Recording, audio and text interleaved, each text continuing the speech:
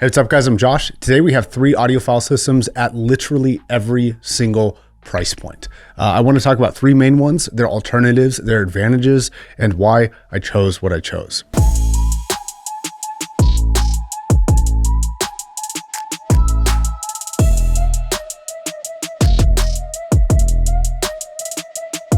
The first system is going to be bang for your buck. How good of sound can you get for basically the cheapest price? The second system is going to focus on precision, which we'll talk about. And the third system is going to focus on hi-fi. Now, the first system is actually just a good pair of IEMs. You can get really phenomenal IEMs for under $100. The particular pair that I'm using right now that I like a lot are the new Aria 2s from Moondrop. They offer good sound staging, really good detail, a pretty good mid-range, and pretty thumpy, hard-hitting bass response. The sound signature isn't perfect, but nothing at this price tag is. It's just a very good, well-performing IEM, and the advantage to this is that you can use it with everything. You can use it with your laptops, your computers, your tablets, your phones, anything and everything that has a 3.5mm output. You can use on this. Another advantage of good IEMs like this is that it comes with things like a carry case. This one also comes with a switchable connector system where you can actually switch to a 4.4mm balance connector if you choose to. And that's all included in the price. And this is not the only IEM that you can do this with either. There are tons of really good options. In fact, if you want a really cheap alternative to this and still like Moondrop, the Chu 2s also came out. I'll drop a link to those down below as well. Now, one of the things I've always done in these builds is talk about potential upgrades. What can you do to this to make it better? With IEMs, you always have the option of tip changes. I'll leave a couple tip recommendations down below for these guys, but those are a good way of spending $10 to $20 and getting different versions of the same sound signature. That's one of the benefits of IEMs. If you want to spend a little bit more money, another thing you could do is get an amplifier like this, which again is another Moondrop product, the Dawn Pro. They're not sponsoring it. They just kind of all work together and they look very similar, like aesthetically. So it kind of worked out. This is just a little dongle balanced amplifier, but it importantly comes with the 4.4mm output that this cable adapter can connect to. So if you just want the IEMs, that's going to run you about $80. But if you want the IEMs and the amplifier, it's going to run you about $130. But for $130, the sound quality is actually pretty exceptional. And with efficient headphones in the future, this can scale up. Now, system number 2 is more expensive. It's more purpose-built and focused, but my goal is to get really good sound quality at home and kind of run with the intention of what this is for, which is a professional use case. Now, with a professional use case, you want to pair this with something that is very clean. It's very sterile. It's very measurement correct. I think that's a good kind of a precedent to set when you are working with professional equipment, is to have a really clean working slate. That way you know exactly what your audio is going to sound like from a flat playing field. So the amplifier that I'm going to recommend with this is something I've used in the past, which is the DX3 Pro Plus. This is a topping amp, and I think audiophiles might describe this amp as being a little bit sterile, and from an audiophile perspective, it is, but in this case, that's actually the point. This is a kind of a reference or studio headphone. That's what it's built to do. And so I think that those two sound qualities pair really well. This has a very natural and neutral tone to it, and it does a good job of extending what Sennheiser was always really good at. But this latest iteration comes with some added benefits, like the comfort of this is better now than it has ever been. So the combination of those two, that amplifier has plenty of power for this very efficient headphone. The comfort factor is very good. Both have silver and black themes. For this specific headphone, I think that that combination absolutely nails it. So what are your alternatives and how could you do it a little bit cheaper? Well, this sound is basically an enhanced version of the HD 560S.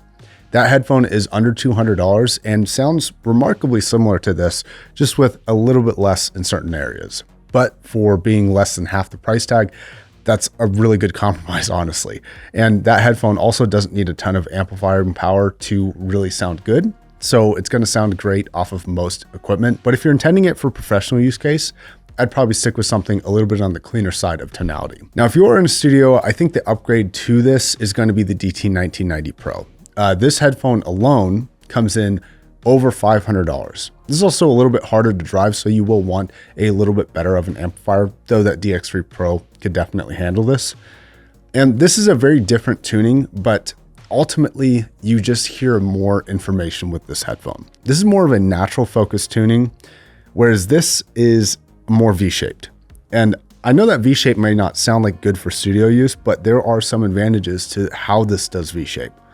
One of the advantages is that the bass tuning is really, really good. And you can hear a lot of strong bass. You really understand what your bass is doing and how it coincides with the rest of your music. And that's something where the 490 falls a little bit flat.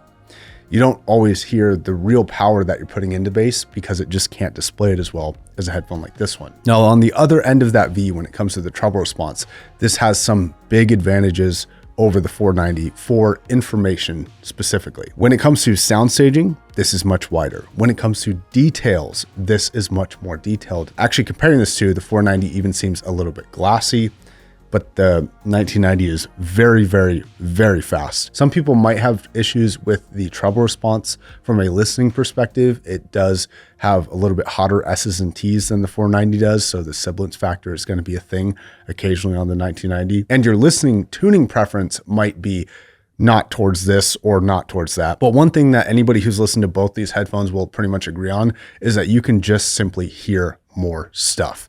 And when you're working in the studio, that's an advantage for the 1990, but you do have to pay extra for it.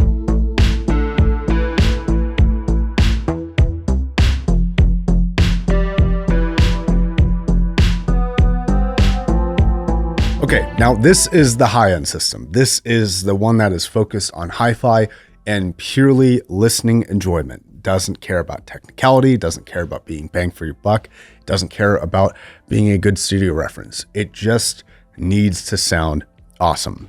And these two paired together is what I have really, really been loving lately. This is one of the best combinations that I've ever listened to for headphones at any price. This is exceptional. Now, these are extraordinarily expensive.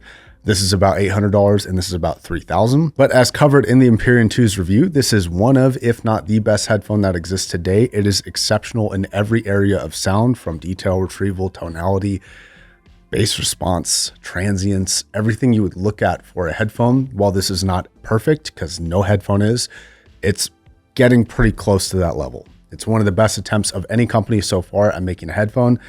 And it's super efficient. So you can run this off of most equipment. Now, being able to be ran off of most equipment and having a difference in sound quality between two different amps are two different things. So you can have both headphone amplifiers sound really good on this headphone, but one can sound better. And that's where the XDO5 from XDuo comes in. So not a lot of people watch the review of this, but they should. It's a very, very cool little amplifier because it's actually modular. You can actually open this up and actually change things like the amps in here and the DAC chip in here.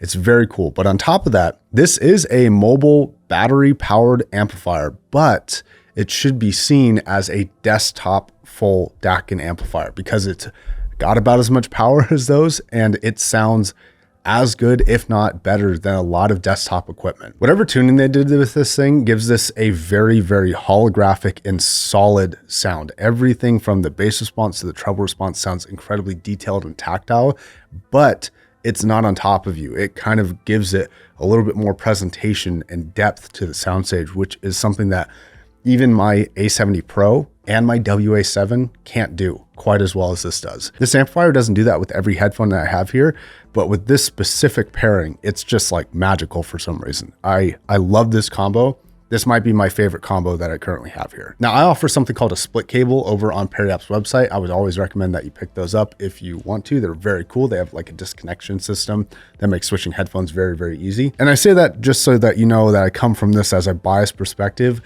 However, the cable that comes with the Empyrean 2, this braided silver cable, it's one of the best cables out there. Not talking about sound quality, just like tangible feel. It doesn't get tangled. The build quality is really great. And you can get it in a 4.4 millimeter, which works perfectly with the front IO options on the XDO5 Pro.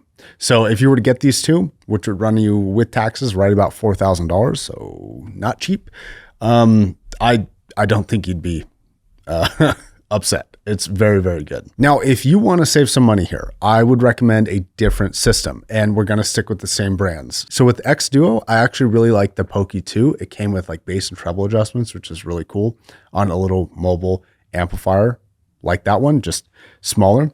Still very powerful, still sounded really great.